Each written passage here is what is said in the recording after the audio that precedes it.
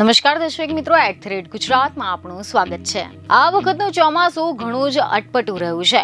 રાજ્યમાં મેઘરાજાએ દક્ષિણ ગુજરાતમાં ધડબડાટી બોલાવી નાખી, પરંતુ બીજી તરફ ઉત્તર ગુજરાત તેમજ મધ્ય ગુજરાતમાં હજુ પણ વરસાદની ખેંચ વર્તાઈ રહી છે, જેના પાછળનું કારણ છે ક્લાઇમેટ ચેન્જ, જેના કારણે ગુજરાતમાં વરસાદની આખી પેટર્ન જ બદલાઈ ગઈ છે।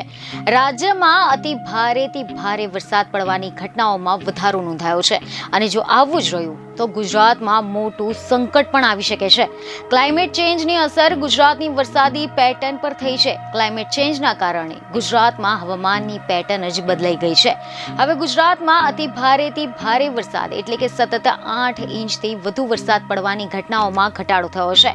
તમે જણાવી દઈએ કે ખબરો એવી મળી રહી છે કે ગ્લોબલ વોર્મિંગના કારણે આ વરસાદ પડવાની પેટર્ન જે છે તે બદલાઈ ગઈ છે।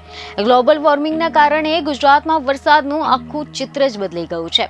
વરસાદની નબળી પેટર્ન માટે આ તમામ પરિબળો જવાબદાર છે।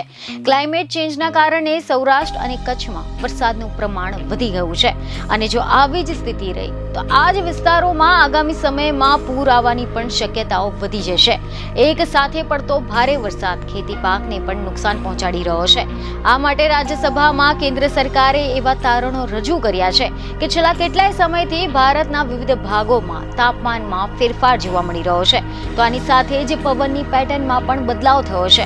આ ઉપરાંત જળ સપાટી ચિંતાજનક રીતે વધી રહી છે, અને આ બધા જ પરિબળો વરસાદની બદલાયેલી પેટર્ન માટે જવાબદાર છે।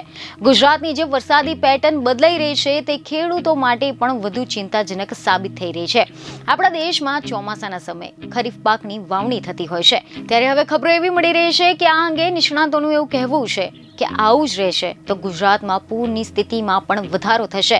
આની સાથે જ ખેડૂતોને પણ મોટું નુકસાન થઈ જશે। ખેડૂતો માટે માપસરનો વરસાદ ફાયદાકારક છે, પરંતુ અતિ ભારે વરસાદ એ નુકસાની વેરી શકે છે। વરસાદના કારણે ખેતીના પાક પર પણ અસર થાય છે।